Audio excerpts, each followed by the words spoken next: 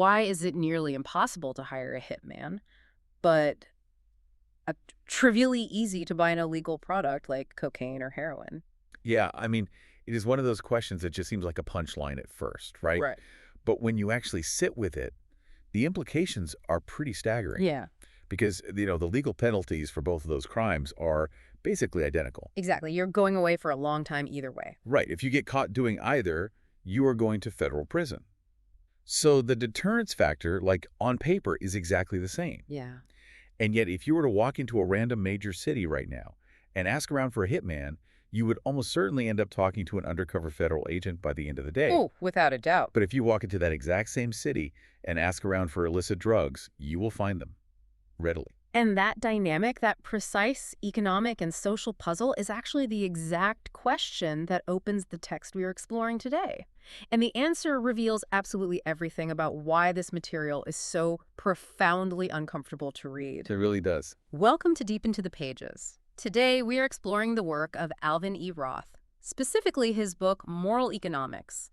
And to understand the weight of what we're about to discuss, you really have to understand who Roth is. Yeah, he's not just, some armchair philosopher. Right, or a theoretical academic. He is a Nobel Prize-winning economist who basically invented the field of modern market design. Like, he doesn't just study how people trade. He built the actual architecture for it, Exactly. He builds markets where traditional money isn't allowed to do the heavy lifting. which perfectly frames the core tension we are bringing to you today. The question is, what happens when our moral rules save feelings but cost actual human lives? That is the whole mission of today's conversation. We are exploring what Roth terms repugnant transactions, which are, markets that people desperately want to engage in, but that society bans purely on moral grounds. And the devastating real-world consequences of just refusing to look at the numbers behind those bans. Right. So a repugnant transaction in Roth's framework isn't just something that makes you feel gross. Like, nobody wants to buy a beverage made of saliva, right? God, no. But we don't need a law to ban that because there's literally no demand for it. Right. A repugnant transaction is uniquely defined by desire. Yes. It's a situation where two parties enthusiastically, desperately want to make a trade, but a third party, like society, the government, maybe even you listening right now, steps in and says, no, you shouldn't be allowed to do that because it violates a fundamental moral code. And the most gutting story in this entire book to illustrate that concept, it doesn't come from a spreadsheet. It comes directly from Roth's own Nobel-winning career. Kidney exchange. Yeah. We need to set the scene with the mechanics of kidney exchange first, because understanding the how here is just crucial. Buying and selling kidneys for cash is globally banned. Almost every nation on Earth views it as deeply repugnant. But there's a massive lethal shortage of organs. Exactly. So Roth helped design a system to match incompatible donor-recipient pairs. And to understand the brilliance of what he built there, you have to understand the biological bottleneck, right? Yeah.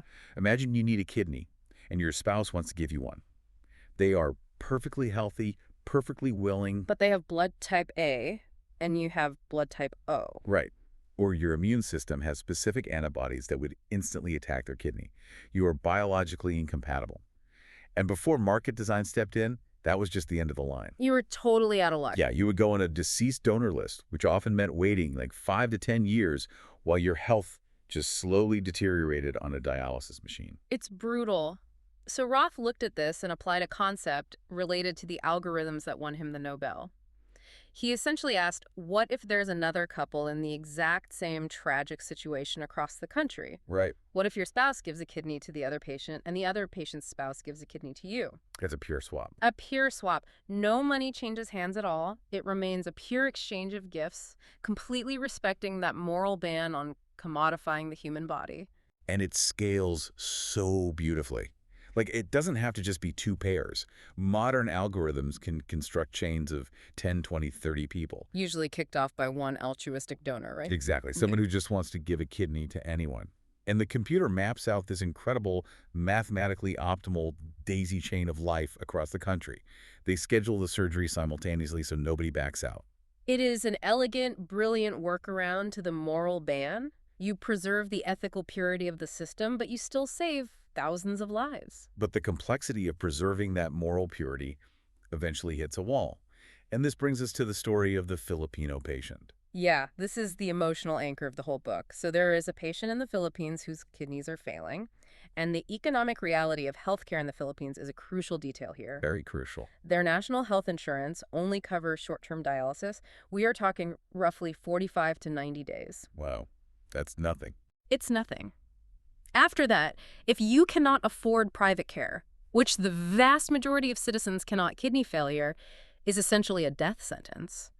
It is just a matter of time before the body fills with toxins and the patient dies. You don't languish on a list there. You literally just run out of time. Right. And this man has a willing donor. His wife desperately wants to give him her kidney, but they hit that biological wall we just discussed. She is incompatible with him. Oh, man. Now, if they were in the U.S., they would just enter Roth's paired exchange program. But the domestic kidney exchange networks in the Philippines are too small. They just don't have the critical mass of patients required for the algorithm to find a perfect match. So they're out of options locally. Exactly. Yeah. So Roth's team steps in. They bring this couple into the U.S. Global Kidney Exchange. And the mechanics of how this works financially are vital to understand because it explains why this isn't charity. It is highly rational economics. Yeah, break it down. So, the Filipino wife donates her kidney to an American patient who's been waiting for a match. In exchange, an American donor in the chain gives a kidney to the Filipino patient. But the immediate question is, who pays for the massive costs of American healthcare? An organ transplant in the U.S. can run upwards of like $150,000, and this couple has no money. Right.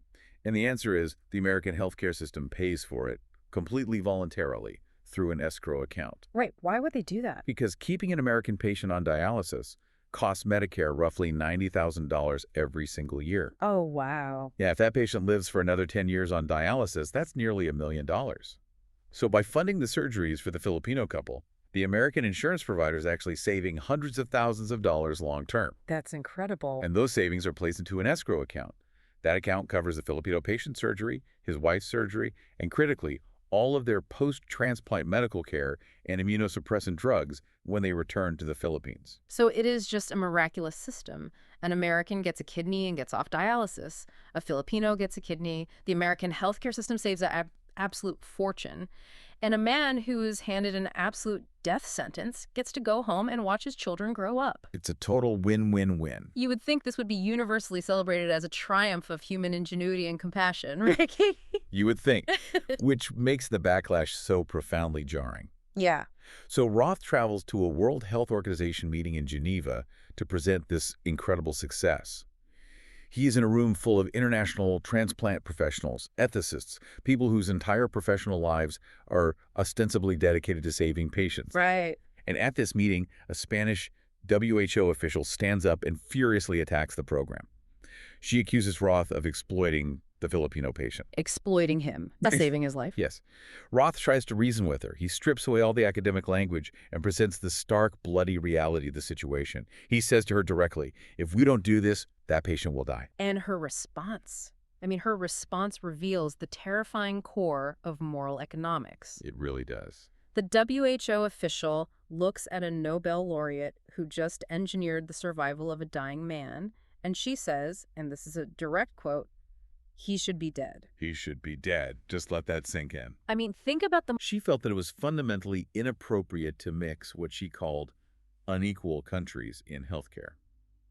The idea of a wealthy American receiving biological material from a poor Filipino woman, even though a poor Filipino man was receiving biological material from an American, and their lives were being saved entirely for free, it triggered her sense of repugnance so deeply that she preferred the neat, orderly, tragic outcome of the status quo.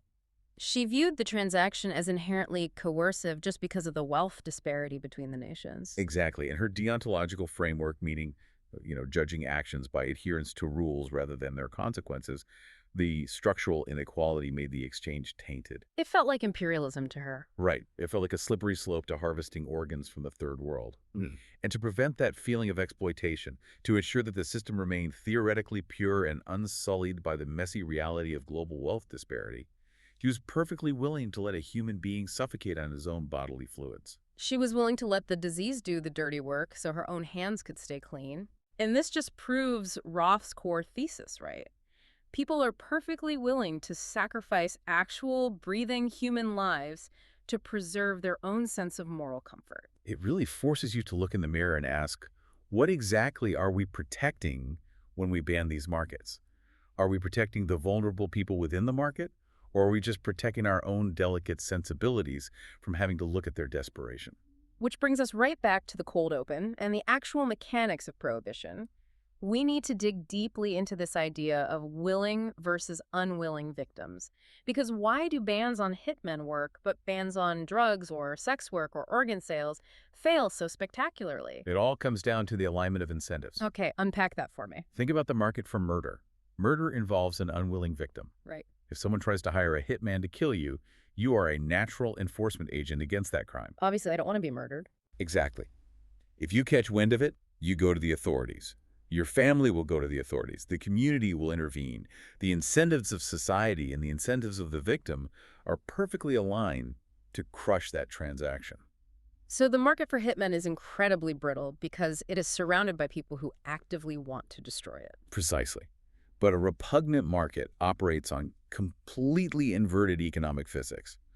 Whether we are talking about selling a kidney, hiring a voluntary sex worker, or buying a gram of cocaine, both parties desperately want the transaction to happen. Right. When you pass a law banning a transaction where both sides are willing, you don't magically erase their underlying desire. No, of course not. You just turn every single participant into a co-conspirator against the state. The buyer isn't going to turn in the seller.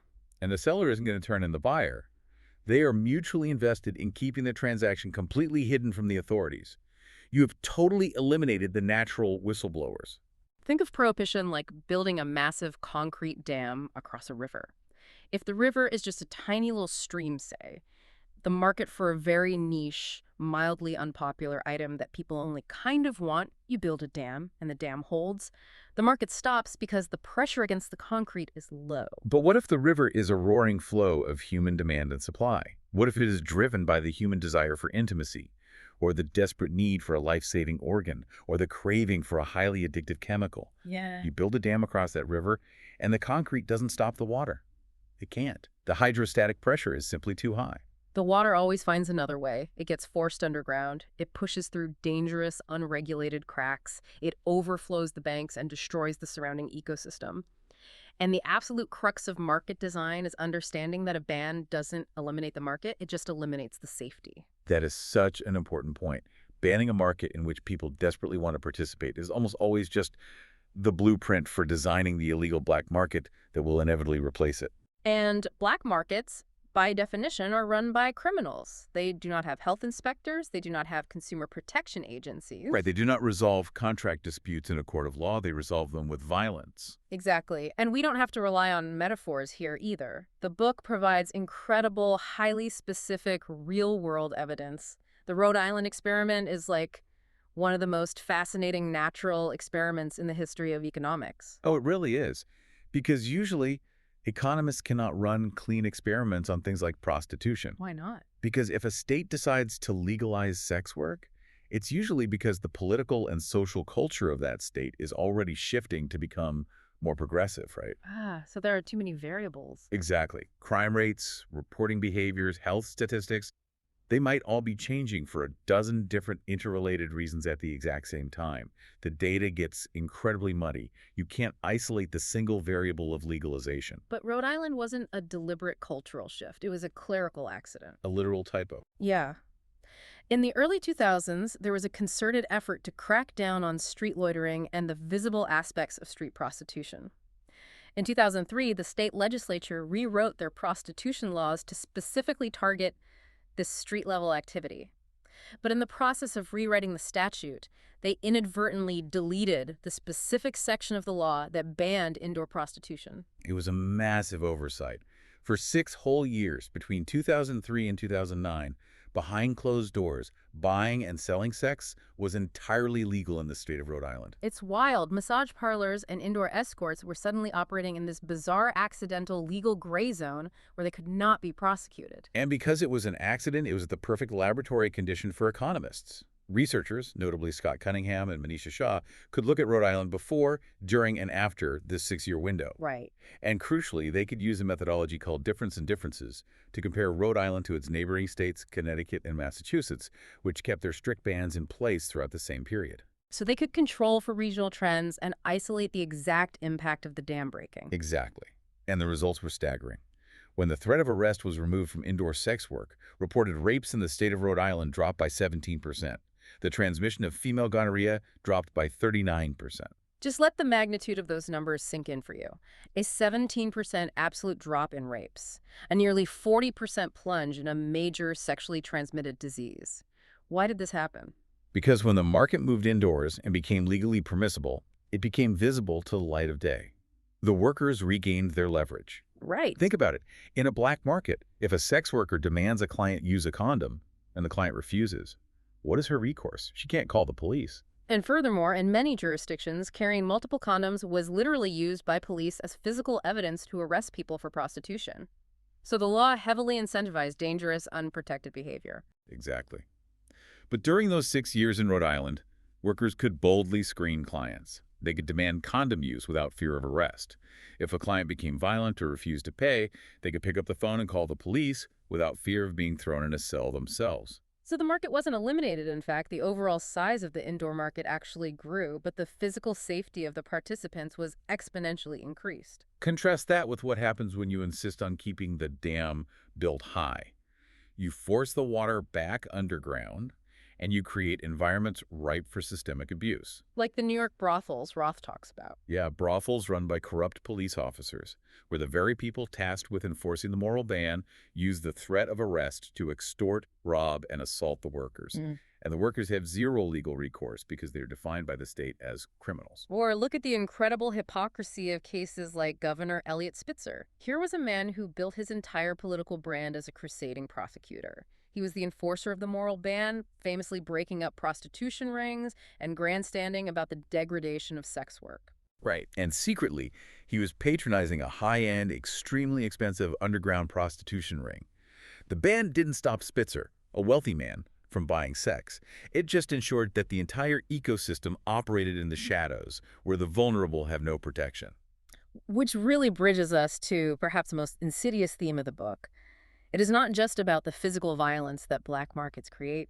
It is about the illusion of purity. Yes. It's about how nations enforce these moral bans globally and the staggering institutional hypocrisy of it.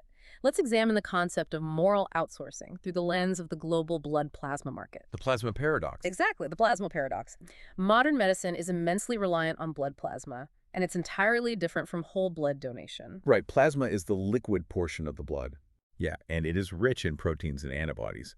Pharmaceutical companies use a process called fractionation to extract these proteins and create life-saving therapies for immune deficiencies, severe trauma, hemophilia, and neurological disorders like Guillain-Barré syndrome. Without a massive, constant supply of plasma, thousands of people would die quickly. Now let's look at Canada. Following a massive public health tragedy in the 80s and 90s known as the tainted blood scandal, where thousands of Canadians were infected with HIV and hepatitis C through the blood supply, Canada convened the Crever Commission. Right. And the cultural trauma from this event led to a very strict, sincere moral stance. Paying people for blood or plasma is deeply wrong. Canada argues that paying for bodily fluids leads to the commodification of the human body. They say it violates human dignity and preys on the poor. Exactly. Therefore, plasma donation must be a pure gift of altruism. No money allowed. It sounds incredibly noble. It sounds like the absolute ethical high ground. Right. But there is a massive logistical problem. Altruistic donations in Canada do not even come close to meeting the medical demand for plasma therapies in Canadian hospitals. Not even close. The demand for immunoglobulins has skyrocketed globally. So what does a morally pure nation do when its citizens are dying for lack of plasma? Canada imports roughly 83% of its life-saving plasma from the United States. And what are the rules in the United States? Well, the United States is often referred to as the OPEC of blood plasma.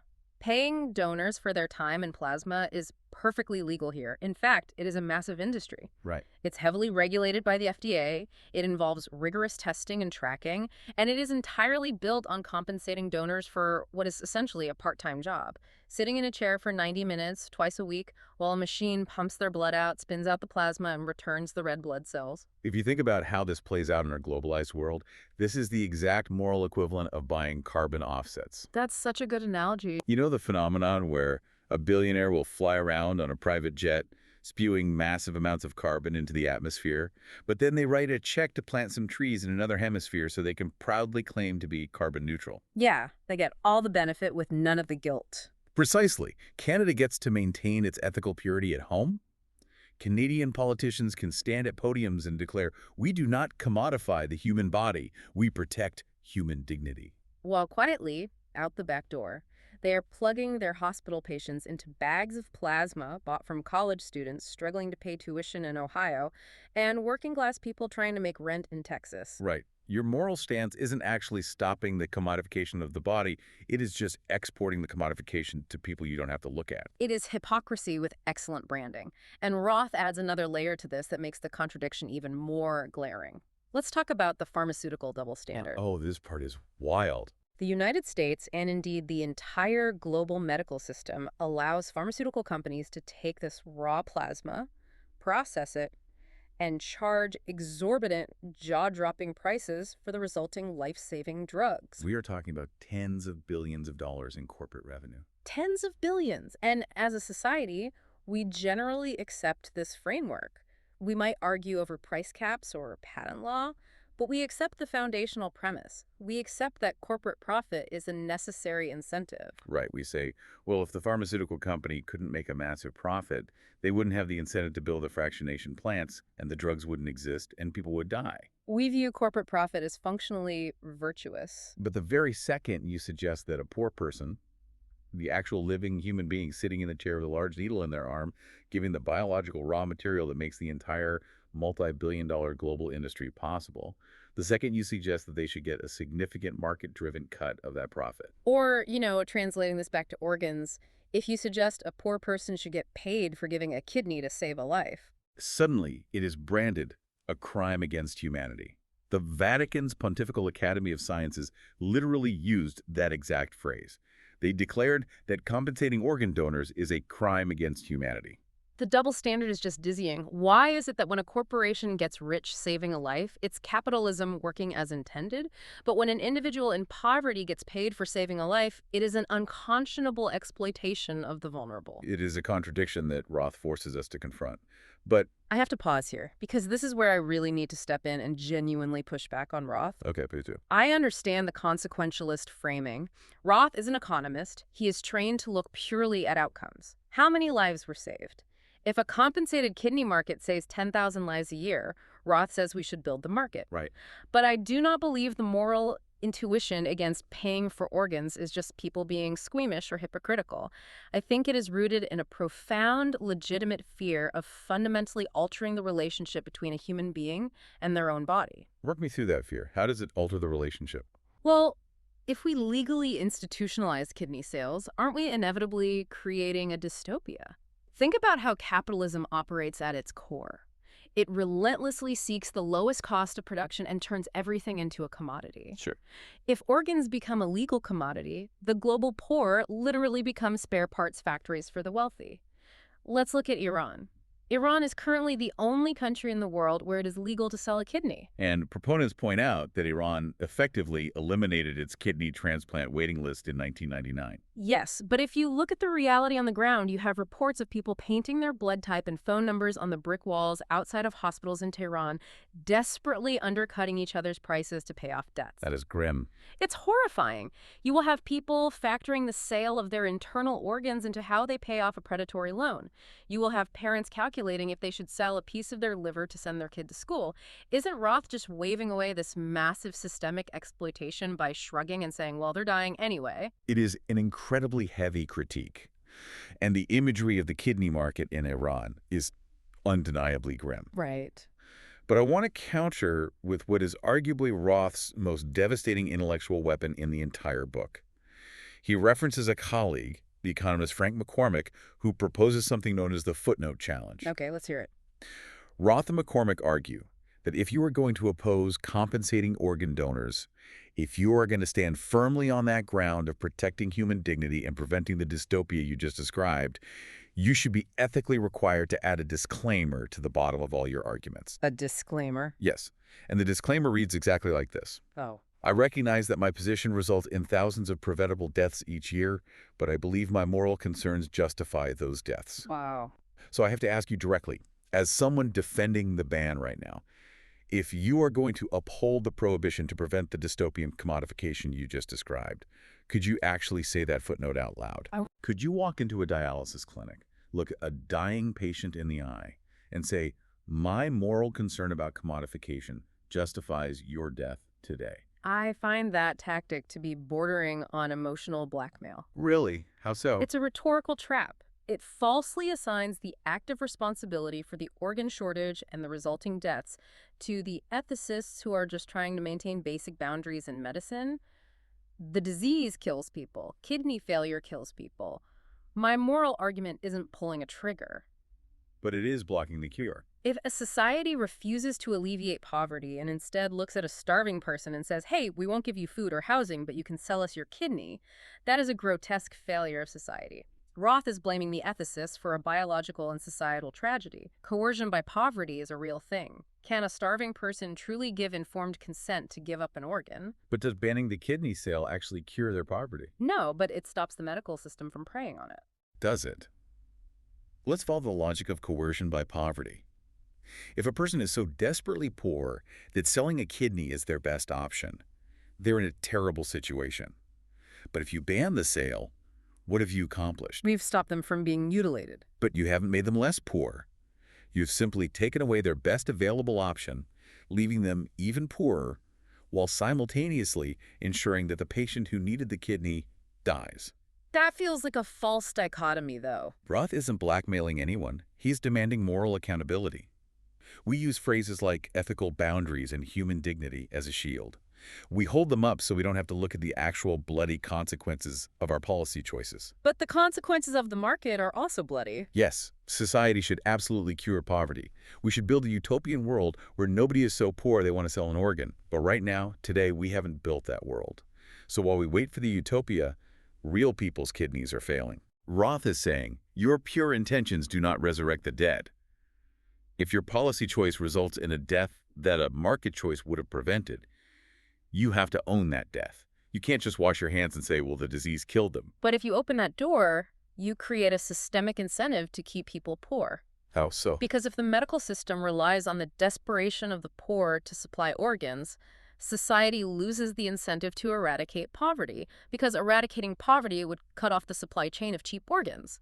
You are replacing the tragedy of death by disease with the tragedy of institutionalized biological cannibalism. That's a strong phrase. It's what it is. Yeah. You're asking me to choose between a world where the desperately poor are farmed for parts to service the wealthy, or a world where tens of thousands of people suffocate slowly on dialysis machines because we refuse to let them pay a willing donor. It is an impossible choice. Yeah. It is a horrifying choice. But Roth's fundamental argument is that refusing to make the choice is in fact making a choice.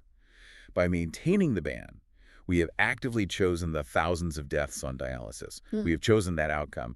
We just feel better about it because it looks like inaction rather than action. Wow. The trolley is heading toward the people on dialysis, and we are refusing to pull the lever because pulling the lever feels too messy, too transactional, too repugnant. It makes you feel entirely trapped. There is no clean exit from this thought experiment. No, there really isn't. And I think that's why this book is so exhausting, but also so incredibly necessary. It forces you out of the academic armchair and into the brutal reality of the emergency room. Yeah.